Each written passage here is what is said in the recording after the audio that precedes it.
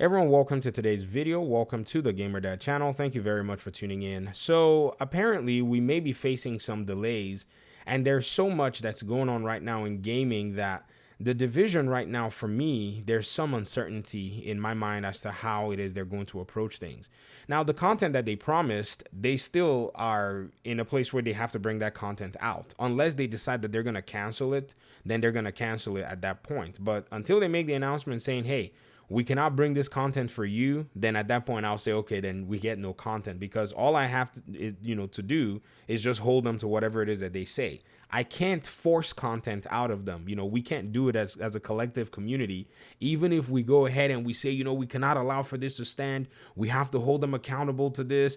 I see gamers do that all the time. I'm not belittling, the fact that sometimes these things need to be done, but what can you do? And this is a reality. And even if it may seem like I sound pessimistic in this video, it's just the truth. You cannot yank the game out of the studio, and a studio like, Massive is very tight-lipped. A publisher like Ubisoft is also super tight-lipped. So we are in a really strange predicament where we don't really know what's going on.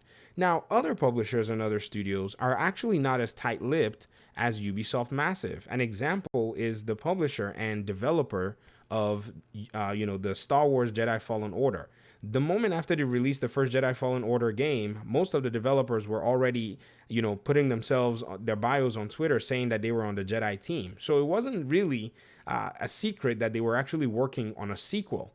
In the case of Massive, for the Division 2, they didn't even tell us anything that they had been working on that game since about 2016. It wasn't until 2017 that they came out to say, okay, we've been working on a Division 2 game and blah, blah, blah. And it was like, oh my gosh, actually, was it? No, it was March of 2018 that they came out with the announcement. So it was basically about 2 years after that they told us that they were working on another game. So right now, we don't even know if they're working on a Division 3 game unless somebody knows anything within the studio and is privy to that kind of knowledge.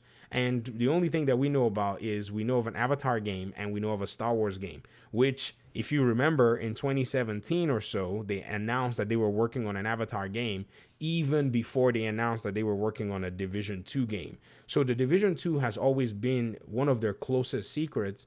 And I think this is the reason why we're getting, this very vague and, in a sense, scant, news flow from them or whatever it is. So it's just the reality that we have. And I understand that this may, in a sense, not be satisfactory to players. But I would just say, instead of, keeping yourself in a position where you're expecting anything, either just play the game, delete the game, or play the other games that are going to be coming out. And I think it's going to be really helpful for a lot of people. It's fun to take breaks from the division. I myself, as a content creator, as well as many other content creators, we take breaks just to be able to keep our sanity, because it is somewhat really weird as to how things are going. Now, the producer for the Division 2 also went ahead to make some posts on Twitter, basically alluding to the possibility that we may be getting some delays. One of my audience members and buddies on Twitter basically sent me a tweet that he sent about his team, half his team being down with an illness, COVID. And so to me, I just thought to myself, man, it will be better that they get better and get well than me even worrying about whatever the content is, because at the end of the day, we're going to get the content if they're going to drop the content. I mean, if they're not going to drop it, we're not going to get it. There's nothing we can do about it. At the end of the day, it's a situation where we just keep doing our thing. We keep playing whichever games we want to play and keep rolling with the punches. I think what it is, in my opinion, is they're probably working on a Division 3 game and resources seem to be somewhat tight. Hiring people for a Star Wars game, hiring people for an Avatar game to continue its support even after the game is launched, and potentially, even if they're not even doing a Division 3 game, have you ever asked yourself what they're going to do after Star Wars and Avatar? To me, sounds like Division. You know what I mean? Or maybe something else. And so whatever that project is at the end of Avatar and Star Wars, even trying to get the logistics in place for that project is also, in my mind, seeming to put the studio in a really interesting position right now. And then add to the fact that, many have said that developers have been leaving left and right. People have moved studios and all of the above. I strongly believe that these are some of the growing pains that are going on right now, and the division is just in the back burner. Now, here's the challenge that I think. I think with Heartland, The Division 2 might be in a position where it releases its content, the content that we've been promised, some kind of extra end game content or whatever it is, or game mode. I think that's what people have alluded to more than say, like an expansion or whatever. It's more than likely going to be a game mode. And then after that, Heartland's going to be, in my opinion, released. I know many have said Heartland might release before the Division 2's content. I don't think that's the case. The Division 2 is Massive's game. As much as Red Storm may be, working on their own spin-off in the Division universe, it's still Massive's baby. That's just what it is, So I think that's pretty much how it is that they're going to go about it, and then let Division kind of run its course, and then let the Heartland game kind of follow on the back end, because to me, it seems like a sensible and a logical progression in that particular, line of reasoning. So I think this is what we're going to be seeing. Now, here's the other side of the challenge that I feel might be a little challenging. If this content gets, continues to get delayed, and, it's kind of challenging to continue to even talk about it or even make it within the studio, and they still have to focus on whatever the heck project that they're working on that's causing them all these delays, because to me, it doesn't really seem likely that it's this Division content. I keep saying that. They already said Bucharest was doing the content, right? So what is Massive doing? Like, what are they working on in Massive? We know they're doing Avatar, but Avatar is in a place where it's going to ship in 2022, according to them. Star Wars is in a place where they haven't even really, started. It's still in its infancy phase, in a sense. And so what are those developers doing? I think, to me, they're making a Division 3 game. But again, moving on to other things, I think right now that if you kind of chalk it up, we're in a position where if they finally decide to cancel this content, it will be in a place where Avatar is needing to be released, and everything has got to be silent until Avatar gets all of the attention and gets its release date and all of the sales that it needs.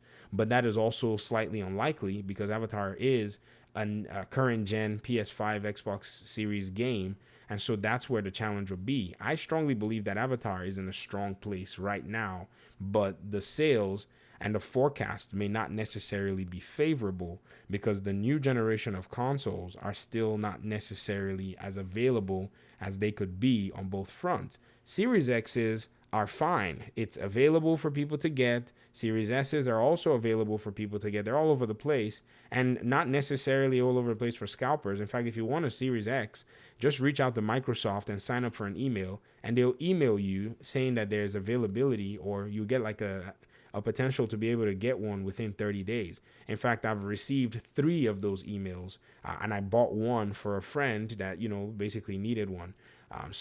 But it's expired now, and whatever it is, so they may email me again, or maybe they may email you, or whatever it is, if you want that. But the demand for the Series X is, the honest reality is, it's probably not as high as the PS5. So that's probably why there are a lot more Series X's, or maybe it's just Microsoft, they did their homework before the generation launched. And Sony probably just kind of thought, yeah, we got this in the bag, and didn't pay attention to the supply chain issues that may beset them in terms of their design and production. So these are some of the factors that are basically weighing in on all of this. And to be honest, with the way the Division is being treated, it's already, kind of, in my mind, the reality is we're way, way on the back burner of all of this. In fact, I feel like we've moved from the back burner into the oven, where, our priority level just basically went all the way down, if these logistical issues could be affecting another big future project down the road. But I'd love to hear your thoughts in the comment section. I know a lot of people, kind of have mixed feelings about all of this. These are just my thoughts. I have a very different approach to how I consider the game. And again, there are also all these new games coming out. So to me, I can't necessarily think too much on the Division content that I haven't seen yet.